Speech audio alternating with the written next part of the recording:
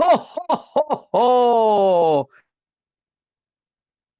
Merry Christmas. Merry Christmas, Clive. Right? How's it going? Merry Christmas. I'm going to do my best Jimmy Stewart. Merry Christmas, everybody. Christmas. Wow, that was that. Christmas. To be honest, that was Yeah. bang on. That sounded just like the Elephant Man. That was brilliant. That was what I was going for. Uh, so yes, this is our Christmas, our yearly annual, which also means yearly and annual. Yes, yeah, I was going to say, Christmas yeah. episode. It's a yearly annual. What's another way to say that? Christmas episode where we talk about Christmas, usually Christmas horror movies. Is that true? Do we ever done anything else other than horror movies? Well, I mean, Santa and the Ice Cream Bunny was horrific, but I don't know if it's Oh, a horror that's film. true. Yeah, that's true. Yeah. That's true. Okay. Yeah, but yeah, usually we do kind of Christmas horror movies, but anyway, just Christmas themed movies. And Yes. yeah, yeah. And I'm we're I, our one our sort of I'm kind of actually for next year, I'm already thinking. mm. Oh, really? Just because I'm gonna write it down though, then I forget. Just because I don't think I've seen this film since I was fuck, I don't know, like very young, under 10 years old. And it's one of those notoriously awful Christmas films. And I remember thinking it was awful even as a child, but I've never thought about it since. So I'm very curious to rewatch Santa Claus the movie with Dudley Moore. Do you remember this? Oh, yeah, yeah, yeah. I do remember that. Yeah. So, So I'm thinking I might mm. actually go properly festive and do Mm. Santa Claus the movie next year. Okay. So we got a whole year to prepare and go to the gym and work out I and get it. stuff to be ready for it. And we could do Santa with muscles with Hulk Hogan. There's no need to go overboard. I mean, you did Suburban Commando. You don't want to kick a man Yeah. right down, right? Um, Yeah, yeah. I was because I was off camera today. I was talking about how telling Clive that I was trying to find a Christmas movie on Netflix to watch yesterday on Christmas. And with your and family, most of right? them Or are just specifically. with my family, yeah, yeah. Hmm. And most of like almost all of them, like 98% of them are just these Hallmark, rom-coms that they're all just like paint by numbers, and I didn't really feel like that. I wanted to like a proper Christmas movie. So like I was this close. The only Christmas movie that we could actually find that wasn't that was Jingle All the Way with Arnold Schwarzenegger. Ah, Yeah. right. So and we ended up not watching a movie anyway. So but yeah, That I hugely was this close commercial, to watching Jingle All the Way. anti-capitalist film that is Jingle All the Way, right? Yeah. Yes. Yeah. Yeah. Anyway, so but that's next year. Now we're talking about this year. A lot can happen in a year. So we decided this year to take a modern Christmas horror movie approach rather than using classics or older ones. So we took two relatively new movies. One's 6 years Hmm. old and one is what, like 3 or 4 years old, I think. Yeah. Well, And yeah. I think as well we both were just a bit, I don't know, just rather than think about it too much or just just just chuck something on, just a little, Yeah. just oh, I haven't got Sort of, around yeah. Yeah. stuff thing, little gaps like Yeah. And so stuff yeah. that we hadn't seen before, right? Neither Yeah, of so us, for you hadn't seen either of these before, no, right? no, no, no, no. So for, Right. that's Yeah. So, exactly why I chose it as well. Is kind of like an excuse. So I mm, I chose the 2019 Black Christmas remake. We talked about the 74 remake. original classic on the show actually few Mm, Christmases ago. I don't mm, think we talked about the not very good 2006 remake because mm. I've no real desire to go back and watch that again. But I remember this one coming out, and as is usual with me for newer releases, most of them, for whatever reason, I don't understand the psychology, but they have to at least be 5 or 6 years old for me to start thinking about maybe watching them, right? Like, so Black Christmas Okay. 2019 came out. I had no desire to see it. 6 years later, I can't say I'm like, yeah, really want to see it, but somehow that barrier of I just can't be dealing with that.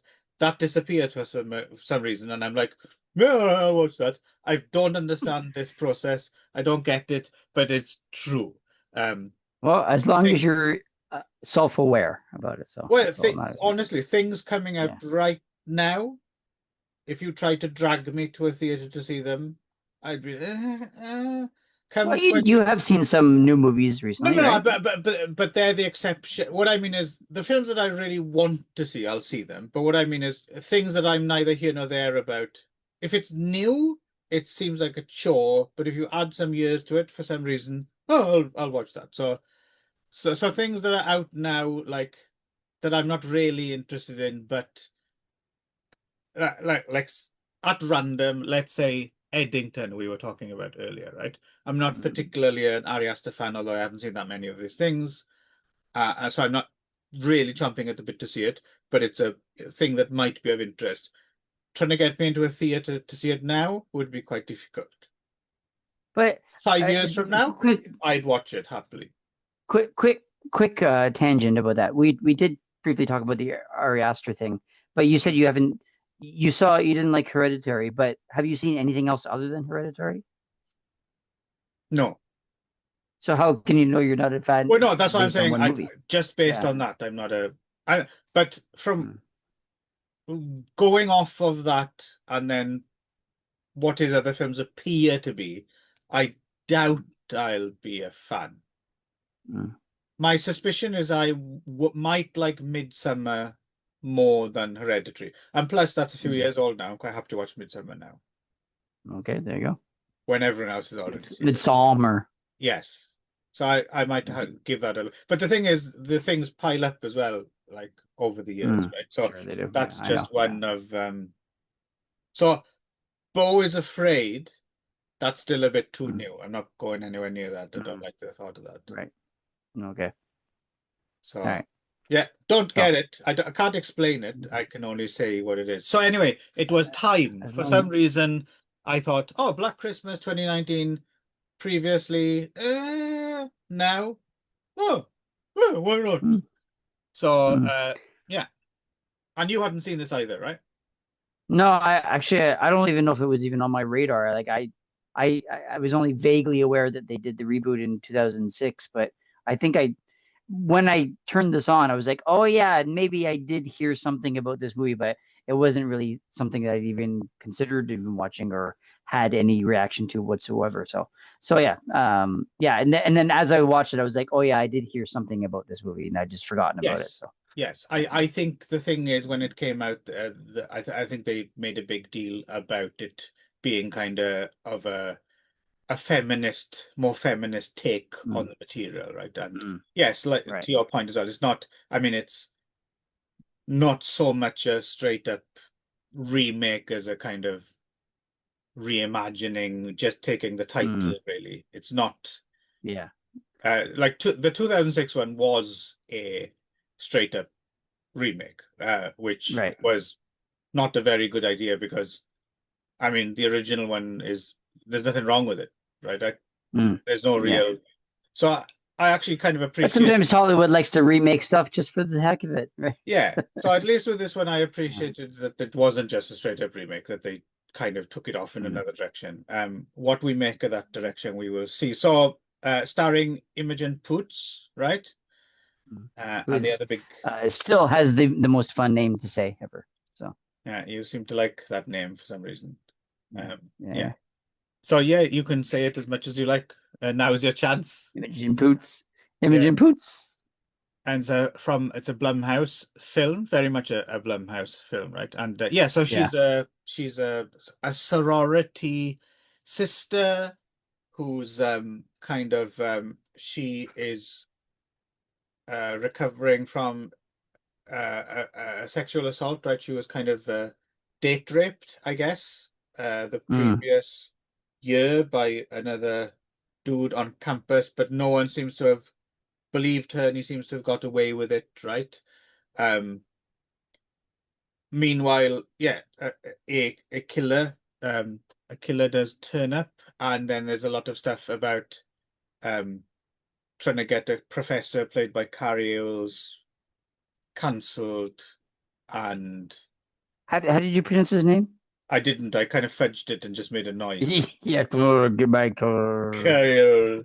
How is it? How would you say it? Is it just I've straight up? always heard Is it. it Elwes or? Yeah, that's what I've always. Again, we had another discussion off camera about pronunciation of names that we never heard, but yeah, I've always heard it pronounced Carrie Elwes. Carrie Elwes. It is just Carrie Elwes, right? Okay, that works. I mean, it Yeah, makes sense. That's how it's yeah. written, right? So, or we could just pronounce it Carrie. Yeah, yeah, Carrie Elwes. Um, Is Carrie Elwes actually British, or does he just keep no, playing British people? no. Yeah, because I get the impression that he's like I was like I feel like you're not really British, but you do a lot of British roles. How is his British accent in your estimation?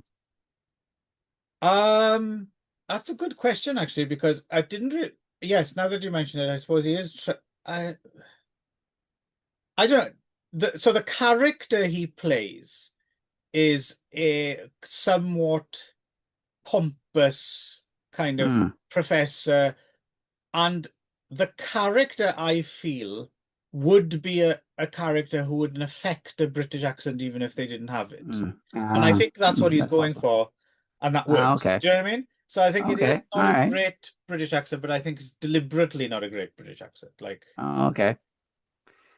that was Okay. my I'll take I'll on it. buy that. Yeah. I'll buy that. Yeah. So yeah.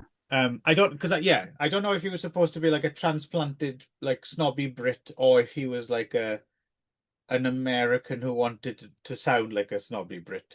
You know what I mean? Yeah. Yeah. But he does a very, I mean, he does the Carrie Elwes thing, I suppose. Sure. Yeah. Something that doesn't Carrie Elwes seem like one of those people who's just been around forever? Like Yeah. he, Absolutely. Yeah. Yeah. yeah, I remember him from the 80s and him being, I suppose, was he kind of, yeah, a peripheral kind of Brat Pack kind of guy, I guess, wasn't he? I guess. Yeah. I guess so. Yeah. Yeah. Yeah. I don't know. I mean. But Carrie always is always like he's got these like tent poles that he'll kind of never outrun, I think. So no matter what kind of things he does, he always I mean, he'll always be Princess Bride and Saw. So I mean, Uh, yeah. yes. Yeah, I forgot he was in Saw, but Yeah. yeah. But but then there's also Robin Hood Men in Tights and Yeah, all for that some kind of reason, stuff I when he always was think of him as very much even though he wasn't official like a Brat Packer, but I just think of him as someone mm, who comes out of teen cinema. So I right. always see him Yeah. through that lens as like a grown-up kind of teen. Um, Mm, I don't really have a strong opinion one way or the other about him, whether I really like him or not, to be honest. He just seems to have always just been there, mm. kind of lurking in the background. Oh, look, there's I'm an Gary Elwes again. I'm an old school love. I love Princess Bride from when I was a kid. So I feel like a general goodwill towards Carrie Elwes. And Right, it's Carrie Elwes just right. because Yes. I like that movie. So I suspect I would as well if I'd have seen Princess Bride when I was, for some reason, I knew of it, but I don't think I ever saw it until I was older, and I kind of thought, oh, that was, fine. But yes, if I'd have seen it as an impressionable child, I probably would have the thing that a lot of people our generation have for mm. Princess Bride, right? Yeah. So That's another is person that died, he's right? Rob Reiner has just died recently as we yes, record this, under somewhat horrible suspicious situation. circumstances. Yeah. I don't think it's that suspicious. Sounds like it was cut and dried You're that it right. was Right. yeah. So moral of the story is be nice to your kids. I guess I don't know. Yeah, I don't know if that's a moral, but Um, yeah. Is it Chris Rock who used to do a thing about that? Like, I look after my kids. You're supposed to. I don't Uh, know that. I don't know that well, reference. I I couldn't do don't know the that one. routine. If I were to do the routine properly, It was it it was would require me. just on It would require me using the N word as well, because that's part of it, yeah, right? I think. little bit Yeah. on on the edge there. I think what Yeah. you Yeah. just that voice.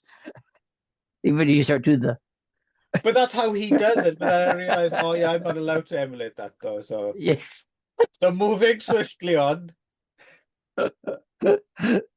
Um, yeah, so back to Black Christmas. I mean, yeah, I just realized that actually trying to do the the the setup, you realize how much like it and the plot just crumbles to dust. It doesn't really have much of a story, does it? Yes. And spoiler alert. So yeah, so the big thing in the end, it turns out to be some kind of weird satanic frat cult that controls people. No, but it's weird satanic goo, black goo inside Yes. a head, of an old slave owner bust. Yeah, yeah, they That chucked in a bit of that, and they yeah, it's very skull and you know. crossbones, and yeah, yeah, it's got very specific targets, this film, Mm, right? yeah, yeah, I'd say so. Yeah. Let's put it that way. Um, what did we, and that's not necessarily a bad thing. I know some people are Mm. very freaking woke. I that doesn't bother me if it's a good horror What was film. that again? Can you say that again? What is? Woke, you know, um, but that's not a problem for me if it works as a horror film or delivers. Mm, But I don't know really. I don't know. I want to speak more to this when we've talked about both films, because I think both mm. films kind of have something to talk about in terms of what kind of modern horror is in a way. But help me out here, throw me a line. What did you make of Black Christmas 2019? Let's see if you can crystallize your thoughts a bit. Um, yeah, it was. Yeah, I don't know. I don't know if this is where you're going. I was trying to, because you had said before I watched it that you thought that it had an interesting point for the both of them as to like the state of modern horror. And I was trying to Yes. figure out what that point was as I was watching them. And I don't know, is it because that they're all kind of message focused? No, not that so much, because they're quite different. Both Mm, these films are quite different, and one's a lot more mm, polemical than the other one, I think. I think it's just more to mm, do with how, which is arguably quite a good thing. Horror just seems to have become, it's really cemented itself now as, I mean, we've always had moments where horror's gone mainstream when you had, like Freddy kids' toys and stuff in the late 80s, and mm. so there's Yeah. always, it's not as if it's the first, but it just seems like it's really taken home in the culture. Like horror is like a proper supermarket, IKEA category where you can take it out and assemble it just like it's a like Mm, a you how can I say, like, whereas once upon a time I think horror was a little bit, it wouldn't always necessarily deliver, but it felt like to me like something you went, it was a genre you went to for things a little bit different, off the beaten track, or to be shocked or to be surprised, or mm, whereas now I feel as if you can still, obviously people are still making shocking good horror films as well, but if that's a bit too much for you, you can go to mm, you could, what would be an analogy? For instance, when I was a teenager and smoking weed, illegally, um, you would basically take whatever your dealer had, and mm, sometimes you were lucky and it was good weed, and sometimes it was shit, and you never knew what the experience was going to be like. Whereas now you can go into a dispensary in some places and you can order a very specific high to last this amount of time and then to come down. And would you like it strawberry or raspberry or banana flavor high, or and would you like to have a crazy high? Would you like a mellow high? So I feel as if um horror's become like a modern dispensary where you can pick your type of horror exactly calibrated to what you want. So, I don't want to be too horrified, but I want certain tropes to appear, and like both these films have like slasher tropes appear, and they're never shocking, they're never surprising. They're always exactly what is expected of the job. And that's not necessarily a bad thing, but it's interesting to me to see how horror has kind of become that all-encompassing kind of genre Mm, now, where you can really mm. get exactly machine-tooled type of horror you want, right? I don't think that used to be the case necessarily. Well, I definitely can't connect with what you're talking about because I've never done weed, so I've never done Right. illegal, Good anything boy. illegal like that. So Yeah. yeah. Good lad. But but I maybe I could find another connection, which is almost like the we were talking earlier about that there was nothing about when I was trying to find a Hollywood, not a Hollywood, a holiday movie, and all Mm. they had were the rom-coms, and those rom-coms scratched that specific itch. So it's almost like horror has become like those rom-coms now, where they're just sort of they do the specific thing that you need it to do, and they're all kind of like Yeah. they seem to be almost a little bit paint by numbers a little bit now, Yeah. right? So it's Yeah. a little Yeah. bit like Both. you need to Yeah. have this number of jump scares and this number of and when it's a jump scare, make sure that the music goes really loud so it also Yeah. shocks makes the shock it more and and like and have this and that and a little bit of comedy, a little bit of that, right? And some Yeah. sort of strong character of this does this and yeah, so yeah, In, so it's all yeah. kind of In terms of the horror of it, certainly both of these films, like, yeah, they trade on very familiar imagery. It almost like it, yeah, like they haven't even tried to, they've just delivered.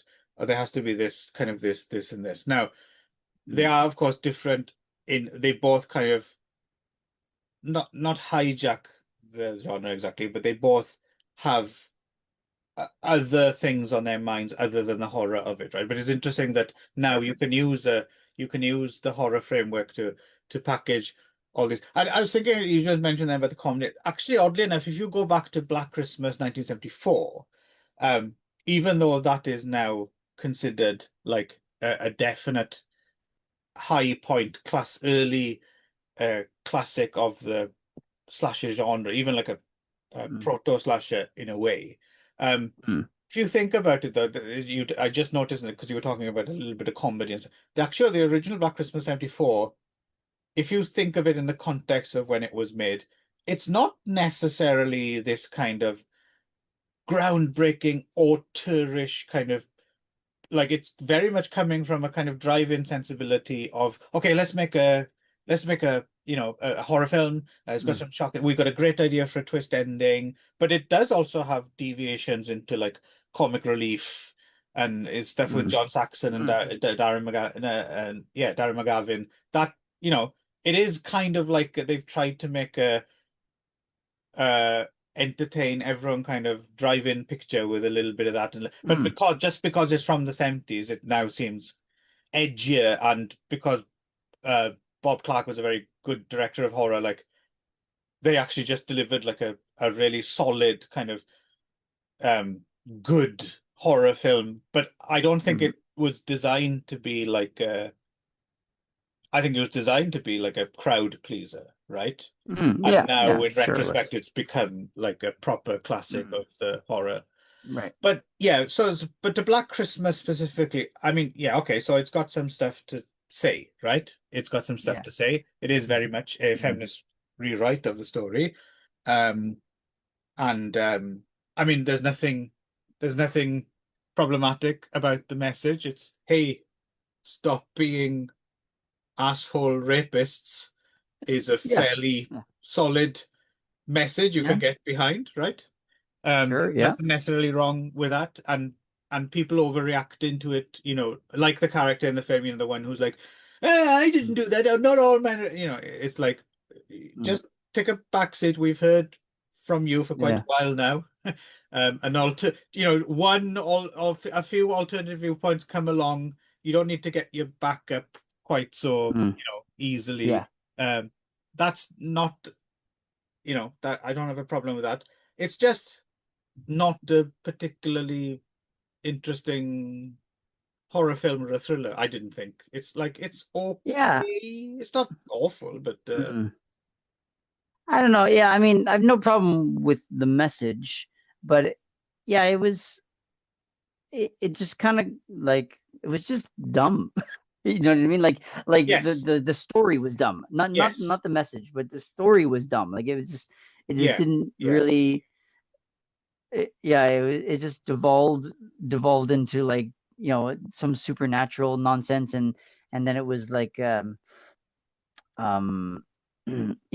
and they definitely had to have the nice guy mm, character, Landon, played by Caleb Eberhart, who and he's like the nice guy, but then he gets sucked into the cult by putting some sort of right. magic paint on his head or whatever, and then he comes out again, um and then he sort of like, yeah. Sorry, I had a whole point about this and I've totally lost it. I was talking about what you were talking. I totally lost what I was going to say, but I don't know. I felt the whole thing was just kind of like, and then they were going into sort of these sort of supernatural elements, and then it just sort of, and then I think the turning point was when there was an actual like camera like pan where it was Mm, like showing these like cult members and went whoosh, and they've got and it's got the girls have come in, like the cavalry have come in, yeah, and they're standing in this kind of like V yeah, position with each of them has a weapon, like, let's kick some ass, girls. And then it yes, just became like a like an action movie kind of thing, where they just kicked right. all the bad guys, and it was a little bit of like a wish fulfillment for anyone who'd been sexually assaulted or whatever kind of thing, which is, well, good for you for getting that radio. But yeah, I don't know. As a movie, it didn't hold up though. You know what I mean? It was like No. I didn't know what I was supposed to get out of it, and it Well, was, as well, yeah. I feel as if the more kind of well balanced that we'll hopefully get going forward into the future, where you don't necessarily have to make something this polemical anymore because we've kind of gone, move forward. This is going Sure, to seem yeah. even more dated, right? Mm, Because there's nothing to support. Because that's the thing is, hope so, yeah. they forgot to make like a proper film to kind of Yeah. go along with um Mm, yeah. So that's the thing is that, yeah, you don't want to join the chorus of people who get their backs up again. But the problem is not, no, I don't have a problem with I don't have a problem with the message. It's just be nice to have it on top of a proper film rather than mm, whatever that because I still don't really understand what the horror of it is. I don't understand. You have to have like a villain or a menace or you have to have uh you have to be up against whatever it is, a Dracula or a satanic cult or a serial killer. I don't understand what the big is it Carrie Elwes is he the he's not a very big bad. Is it that goo? What is that goo? yeah, it Yeah, was really it's unclear because, I mean, I guess the big bad is toxic masculinity, I yes, guess, yes, right? I But guess that, but yeah, but that's kind of a yeah, yeah. I mean, if you're well, gonna that's do that's as if far you're as gonna they do got, that, right? like make a proper film about toxic masculinity, then like, or Sure, be yeah, yeah, smarter about personifying it as like like like you need a Freddy Krueger who is the embodiment of toxic masculinity, I think, for sure, it yeah, to yeah. work, Well, right? and I think that's what I think what they were trying to do was to get the fact is that, even, you've got these. I think that's one of the things that it was lacking in, is that you're not really sure who were the already toxic masculine people and who were sucked into the toxic masculinity through the supernatural elements, right? You're just Yes. sort of like, there was, everyone became this, and then oh, I think that was what my point was, that. And then the other thing that kind of left me is a little bit strange at the end, which is that, because the nice guy, Mm, Landon, they kind of released him from his sort of uh magic paint, whatever, and yeah, then he got to be saved at the end, kind of thing. yeah, But the movie ends with them watching the house burning down as they kill all the other guys. yeah. And spoiler, but I assume there were other guys there who had been sucked in and were not actually like that, right? Like Landon. So basically they Yeah, just kind of like yeah. Plus, as well, killed a bunch of like innocent guys. It was like, I think that's supposed to be part of the message as well, isn't it? That like even the nice guy, if he doesn't police himself, he has the potential mm, to turn into a dick or sure. something like that. But And yeah, it's not or very that well thought. it's its own form of toxic masculinity, which is, again, it's a point of view. But I don't understand why they saved him, but none of the other guys that had been Yeah, sucked into the cult. So yeah, it was, and then you're not really sure who, like the guy who was the rapist from last year. You assume that he was sort of like he was already a toxic masculine guy, obviously because he'd done the right. raping, whatever. But then you're not sure, was he just sucking other people in, or was it Yeah, heightened because of this magic paint? Or yeah, I don't know what was going on. So it yeah. was it was It's yeah. it's almost as if they're falling over themselves to yeah the it's support the message is kind of supposed to be. I think is should work, like it should creep in there, right? Like Mm, you're watching a thrilling horror film, and meanwhile you're seeded kind of bits, mm, and that makes you think almost subconsciously, and that's a good way of right. doing it. But this is so front and center that it just Yeah. derails the horror stuff. Mm, It's yeah, yeah, and I kind of I get that to a certain extent. Like I understand that, but it just yeah, it's not going to date very well, I think. And yeah, because like you said, they also spread it out. There's another character. They kind of split that between the good guy character, but there's that other character, isn't it? The guy who hangs out with the girls, who seems very kind of safe and non-predatory, but oh then yeah, he's the boyfriend of one of them, yeah, right? he's the one who's suddenly Yeah, like, yeah, well, I'm not, like, and yeah. so they've kind of they've split some of the stuff between that Mm, character and the Brandon character. mm, So yeah, I'm not quite Landon. sure. Mm, I'm not quite sure what the message is beyond. I feel that like they're trying to tell you a bit more than just don't be a dick, but mm, I'm not quite sure what the nuances of that are. mm. Yeah, I think it has to do with like even the nice guy can be a dick in certain ways, or is it its own form of being a dick, I guess, right? But Yeah, yeah, but and to I be fair, think try and they do try and do a little bit of reflective stuff as well, like the the most impassioned main character who's trying to get the Cary Elwes character cancelled and is going around getting a petition and mm, stuff. And you mm, would think she's like the the main viewpoint of the film, you might expect that mm, character. But even she's kind of portrayed in this bad light sometimes, like yeah, you're taking this a bit too far, you're being a too bit too. far. So Yeah. it's interesting. There's that element of the film. It's not as if they're blind to, Mm, they're not blind to maybe how the polemical can take over something, and that can become toxic mm, itself, right? But it's very confused. I don't think it knows what it yeah. is really, does it?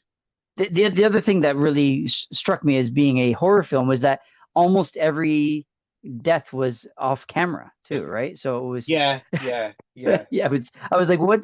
So if is this a horror movie or is it not? Because like they didn't show almost any of them, right? Yeah, and then they just jump out and then cut, right? And then later on you see they're dead, right? So it's, I don't know why they even bothered Well, making that choice. well, Mm, that's I think that's an yeah. So I think the reason there is um that I guess they're trying to make the I think this is part of why it's a confused piece of work. Is so this film is clearly on the one hand, um, I think enamored of, the history of slasher horror, and is has a nostalgia for the genre, and they want to do mm, something like that.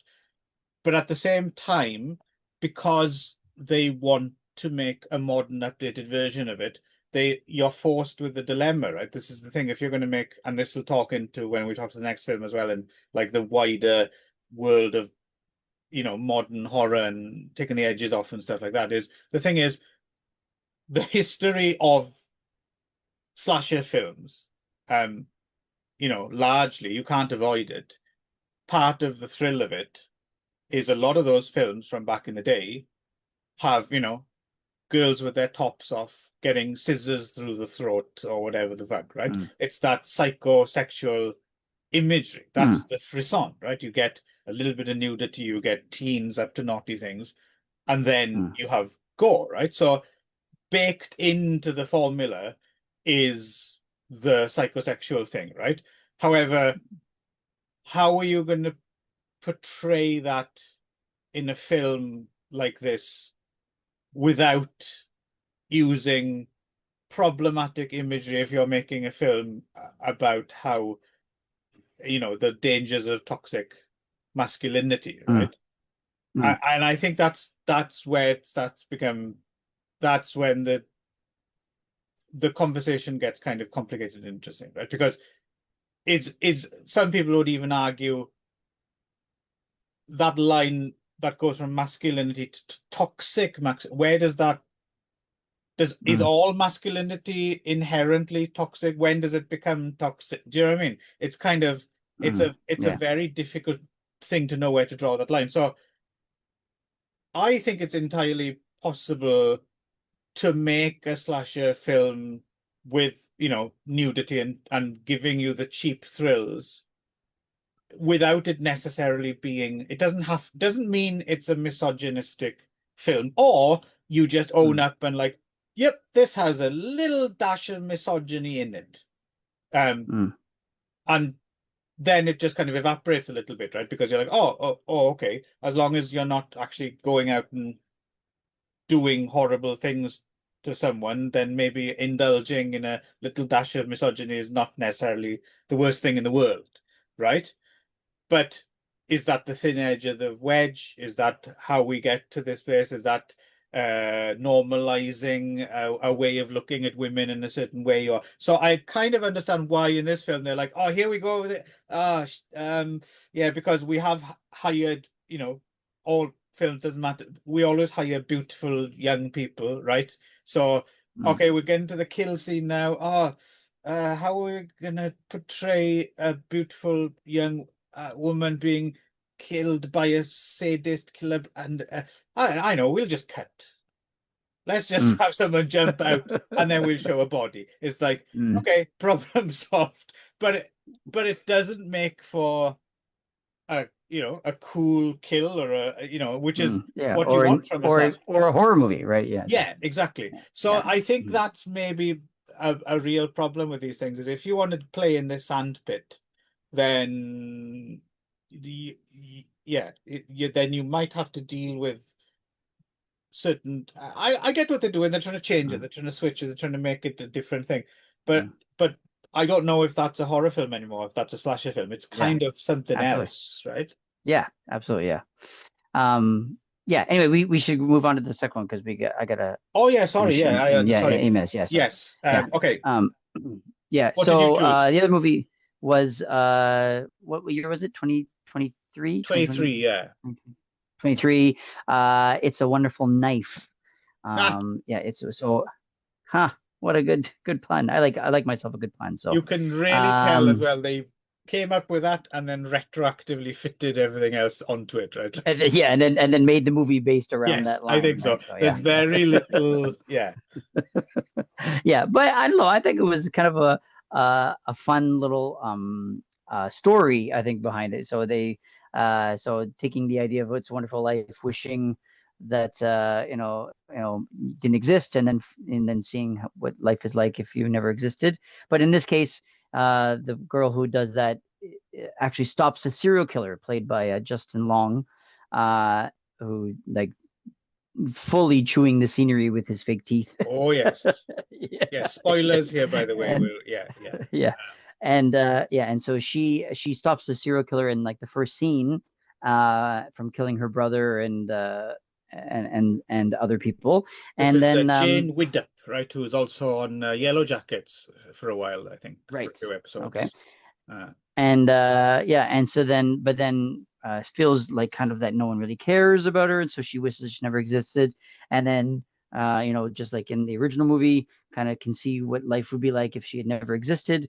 But and now in this case, the serial killer takes over as a mayor, and then also has sort of a cult, which is kind of connects these two movies, I guess. But it's also a kind of head scratching, Yeah, it's not very well explained how the cult works. Yeah, unexplained cult that they yeah. all It's kind of very follow and they underwritten, all I kind think, of the whole yeah. I still don't really get the motivation I, behind the Justin Long character and exactly how he was mm.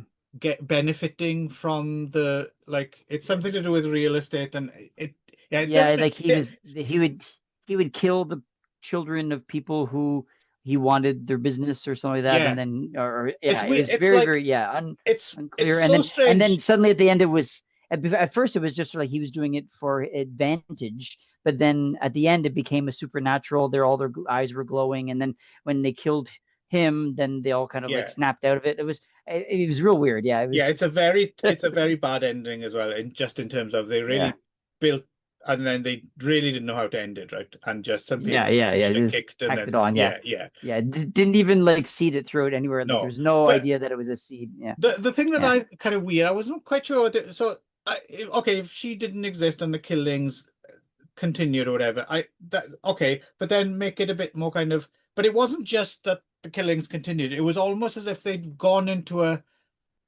like a something wicked this way comes, like some circus has come to mm, and possessed everyone. Like it wasn't just that yeah. killings. All of a sudden, everyone had given up on life and Uh, were all taking drugs and they were all getting high or they were and having a fair and like the entire moral framework had just collapsed. And I'm thinking, okay, it's pretty bad if a serial killer is but like I don't either you'd catch them or like I don't think it would you'd move. affect the community to do you know what I mean to Yeah, this it was yeah, very yeah, yeah, it wasn't just like it was as if something else had happened and I suppose it had because there's this cult but the two didn't like I don't understand yeah. what that other world was exactly do you know what I mean Mm. I think really what they wanted to do is they wanted to have the shock because what happens that you find out later that of course you think that it's the Justin Long character is the killer all the way, and then she unmasks it later, and then it's her own dad, and yes then that sort of, and so I think they wanted to have that shock of having it not be him, but that it was someone else this time, and then the yes only way they could do that was saying like, oh well, everybody's a killer. They all kind of, or because they're all kind of under his right control, and right then they didn't explain yeah it. Yeah, so I so mean, they it had yeah an interesting premise. I think taking this kind of what would happen if I didn't stop a serial killer, but it was yeah, the execution was pretty shit. So Jess McLeod is the other main cast member. She plays like the so-called weirdo who no one weirdo, yeah. yeah and yeah she befriends and I suppose there's even a um there's a little added romantic potential at the very end, right? Yeah, At the yeah, very they kind of said very it. end, Yeah, they're like very, very end. Yeah, they yeah. intimate that oh okay they might actually be romantically entwined as well Right. but they Yeah, yeah. don't fully go into that but yeah they had that idea they had the title someone came up oh they were high one day and "Oh, it's a wonderful knife and they stuck and then they had the oh yeah and then we can have Jay Widdop running down the street in a little pink onesie saying Merry Christmas, whatever, like they had a few Yeah. bits, right? And then they kind of strung Mm, it together.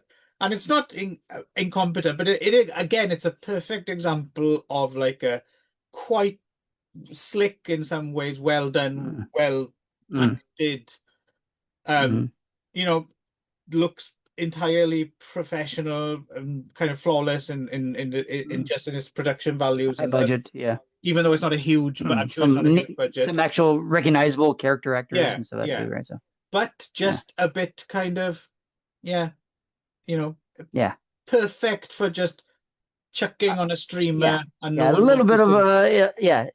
good in concept, but then execution just sort of fell apart when they actually got down to the weeds and actually making the Yeah, movie. So and not unfortunately, so much of a horror film. really. I Yeah, mean, again, too, same thing. Yeah, a more than couple. Black At Christmas least you got, maybe, but not at very least you get to interesting see a couple of the kills. kills. But Yeah. yeah, yeah, yeah, not just knives and whatever. So Yeah, there's yeah, and almost as too if bad. holding back, like not, I don't feel as if they fucked up. It just feels like they're not going for that. They're like, okay, Mm, that we want to take it to that point. mm, Okay, that's yeah, enough. Or like just hold right, it there. right. There's no desire to go Yeah, any further. Do you know what I mean? yeah, yeah, yeah, yeah. But anyway, it was what it was. So it was yeah, it was uh too bad, but Merry Christmas. Yes. Too bad, but Merry Christmas. What a what an inspiring message for the world from the Magic Bollywood. Yeah, yeah. Okay. Anyway, I gotta Yes, run. So Merry yeah. Christmas See you next and time. see you next time.